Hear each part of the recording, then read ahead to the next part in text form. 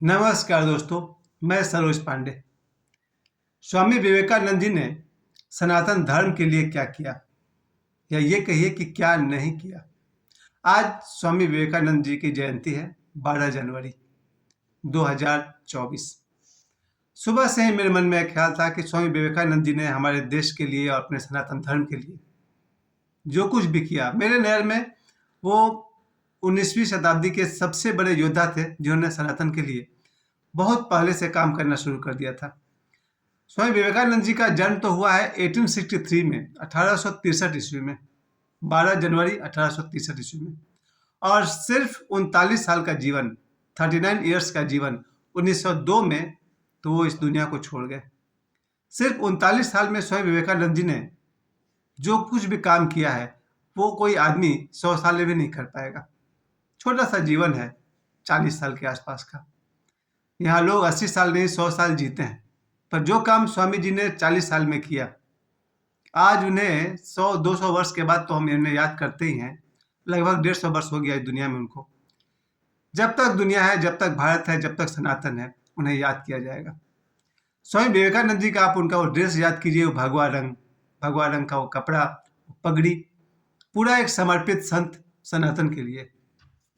बचपन तो उनका साधारण परिवार के लड़के थे। बाद में उन्होंने वकालत की पढ़ाई की, लेकिन उनके पिताजी के गुजरने के बाद उन्हें पता चला कि उनके पिताजी ने बहुत सारे कर्ज ले रखी थी। यानी कि स्वामी विवेकानंद जी के जो जवानी के शुरू के जो साल हैं, वो बहुत ही गरीबी में बीतने लगे, क्योंकि पिताजी ने पहले से कर्ज ले रखा था, उसे भी चुकाना था। और यानी कि इनका जो संघर्ष है वो शुरू हो चुका था। लेकिन संयोगवश उनकी मुलाकात होती है परमहंस श्री रामकृष्ण जी से। रामकृष्ण जी किसी विवाह में उपस्थित थे एज ए गेस्ट, और वहां भजन गाने वाला कोई नहीं आया था।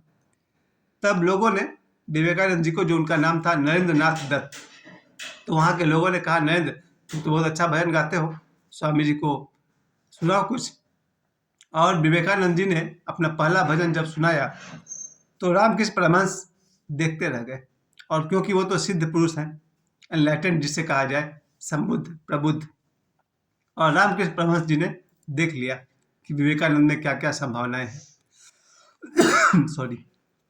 और वहां से शुरू होता है स्वामी विवेकानंद का संघर्ष, क्योंकि विवेकानंद जी को एक तरफ अपना परिवार भी देखना था, यहाँ तक कि कई दिन कई रात उनके भूखे भी गुजरते थे, क्योंकि घर में उतना अनाज नहीं था, कमाई नहीं थी। कई बार वो रात को आते थे तो अपनी माँ और बहन के लिए कहते थे कि हम तो खाना खा कर आए हैं, तुम लोग खाना खा लो।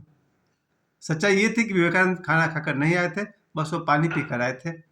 वैसे संघर्ष के दिनों में विवेकानंद जी ने अपने आध्यात्मिक यात्रा शुरू किया, और रामकृष्ण परमहंस जी के साथ रह करके उन्होंने जो भी उनसे बन पड़ा साधना की, घनघोर साधना की।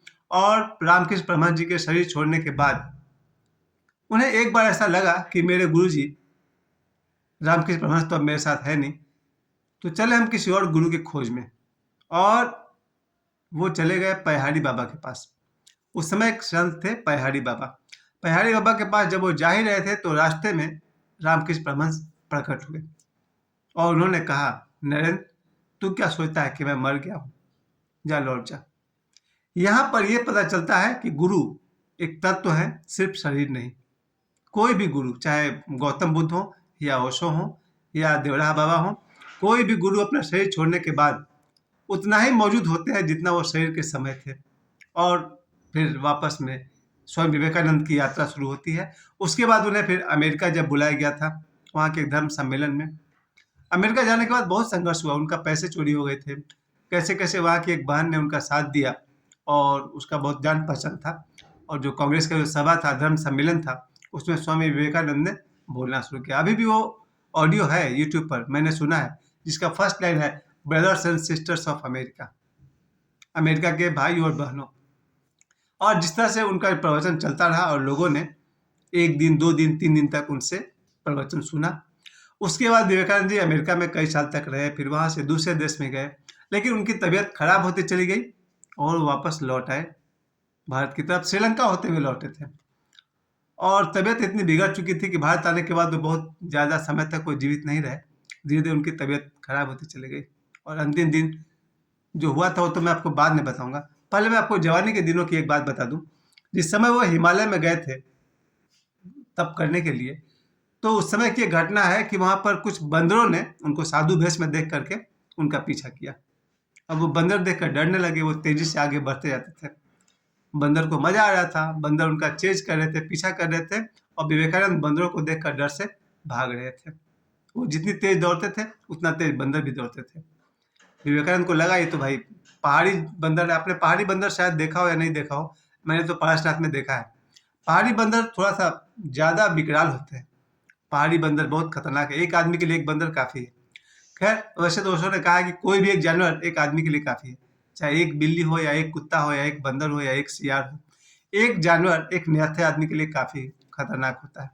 खैर वहां तो बंदरों की भीड़ थी। वैसी स्थिति मेरे साथ भी एक बार हो चुकी है। मैं पारसनाथ गया था 2012 में, नहीं 2015 में पहली बार गया था पारसनाथ। 17 मई 2015 को मैं गया था पारसनाथ। मैं अकेला ही था, यहाँ तक कि पूरे पहाड़ पर समझिए कि अकेला ही यात्री था, क्योंकि गर्मी के दिनों में वहाँ कोई जाता नहीं, वहाँ लोग जाते हैं दिसंबर के महीना में। और मैं गया था 17 मई को। उस पहाड़ पर चढ़ते समय जब मैं वापस लौट रहा था दोपहर 1 बजे के बाद, 2 बजे के आसपास, तो पारसनाथ मंदिर से लौटते समय मैंने रास्ते में देखा 20-50 बंदर बैठे हुए हैं सड़क के दोनों तरफ, बाएं और दाएं। और जो पहाड़ी बंदर होते हैं उनका चेहरा थोड़ा विकराल होता है, भयानक होता है। अब वो बंदर सब मुझे देख रहे थे। मेरे हाथ में एक थैला था, और मैं थैला में कुछ बिस्किट था, पानी का बोतल था, फोटो था, और मैं आ रहा था। मैं बंदरों को देखकर मैं भी डर गया। अब वो सारे बंदर मेरी तरफ देख रहे थे, और मैं सड़क पर अकेला चलता जा रहा था। फिर मुझे जितने भी भगवान का नाम याद था मैंने सभी भगवान को याद किया, ओशो को याद किया, हनुमान जी को याद किया, भाई मुझे बचा लीजिए। और सचमुच उन सभी बंदरों ने मुझे पास दिया, यानी कि जाने का रास्ता दिया। मुझे उन 50 बंदरों में से किसी ने रोका टोका नहीं। मैं वहां से जब पार करके निश्चिंत हो गया, अचानक एक विशाल बंदर मेरे सामने धम से गिरा। एकदम बिल्कुल मेरे 1 फुट सामने एक बंदर गिरा और मेरे हाथ से झोला छीलने लगा। तो हमने कहा उससे कि भाई मेरा फोटो निकाल लेने दो। फोटो मैं अभी खिंचवाया था पारसनाथ मंदिर पर। तो बंदर ने एक हाथ से झोला खींचा था, एक हाथ से झोला मैंने पकड़ा हुआ था, और मैंने झोले में से अपना फोटो निकाला और उसको दे दिया। बंदर ने बोतल निकाला, पानी पिया, बिस्किट खाया, क्या क्या किया, मैं तो फिर आगे बढ़ता चला गया। वापस आते हैं, विवेकानंद जी जब बंदरों से डरकर भाग रहे थे तो वहीं एक साधु तपस्या कर रहा था। साधु ने आंख खोली और कहा विवेकानंद को कि नौजवान रुको, जब तक डरोगे बंदर तुम्हें डराएंगे, पलटो, मुड़ो उनके तरफ, अब तुम उनको डराओ।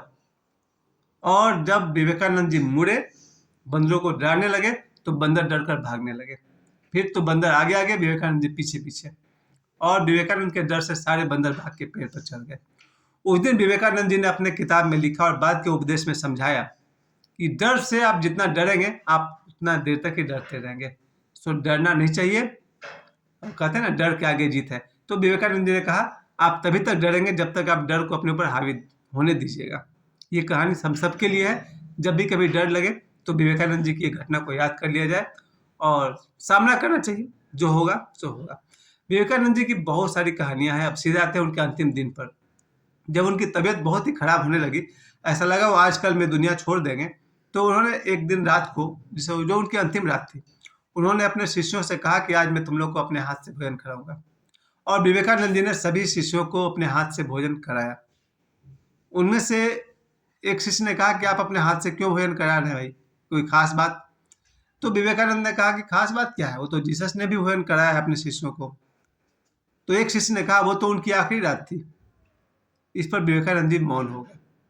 यानी कि विवेकानंद जी को अंदर से आभास हो गया था कि इनके जाने का समय आ रहा है, और वही अंतिम रात थी। अगला दिन सुबह में विवेकानंद जी की तबीयत बहुत खराब हो गई। अपने जो बिस्तर पर जो लेटे हुए थे, उनके शिष्यों ने उनको सहारा देकर बैठाया, दीवार से टिक कर बैठे। ऐसा लग रहा था कि बस 1-2 मिनट के मेहमान है। फिर शिष्य सब नीचे आ गए। नीचे आने का उन्होंने बहुत जोर से चीखने की आवाज़ सुनी। जब तक वो लोग ऊपर गए, उन्होंने विवेकानंद को देखा, वो दुनिया छोड़ चुके हैं। कुछ लोग कहते हैं, सच्चाई तो मैं भी नहीं जानता हूँ, कि ब्रेन हेमरेज से उनकी मृत्यु हुई थी। अब सच्चाई जो भी रहा हो, स्वामी विवेकानंद जी ने 39 साल की एज में, 39 ईयर्स की उम्र में इस दुनिया को छोड़ दिया। लेकिन उन्होंने बहुत सारे किताबें लिखी, रामकृष्ण मिशन की स्थापना की, जो एक स्कूल के लिए काम करती है, और उनके बहुत सारे वेद है, चारों वेद पर उनकी किताब है, और भी बहुत, मैंने भी उनकी किताबें पढ़ी है विवेकानंद जी की। और सो अपने प्रवचन में विवेकानंद जी के विषय में बहुत कुछ बताते रहते हैं। आज मैं यही कह सकता हूँ, सनातन धर्म के लिए आज से 125 साल पहले बहुत संघर्ष किया है विवेकानंद जी ने, और उनके बारे में बहुत कहानियां मैं भी जानता हूँ, आप सब भी जान सकते हैं। मैं तो शॉर्ट में इतना ही कहना चाहूँगा। आज स्वामी विवेकानंद जी का जयंती है, उनका जन्म दिवस है। मैं आप सभी को कहना चाहता हूँ, भारत का ये सपूत स्वामी विवेकानंद, जब तक भारत है, दुनिया है, उन्हें याद किया जाएगा। वो मेरे नज़र में पिछले 200 वर्षों में सनातन के वो सबसे बड़े योद्धा थे, सिपाही थे। काफ़ी समय आप लोगों ने मुझे दिया, मैं आप सबको फिर से कह दूँ एक बार, स्वामी विवेकानंद जी को उनके जयंती पर बहुत बहुत प्रणाम, और आप सब भी अपने तरफ से उन्हें प्रणाम कीजिए। फिर मिलते हैं। मुझे समय देने के लिए आप सभी को बहुत बहुत धन्यवाद। नमस्कार।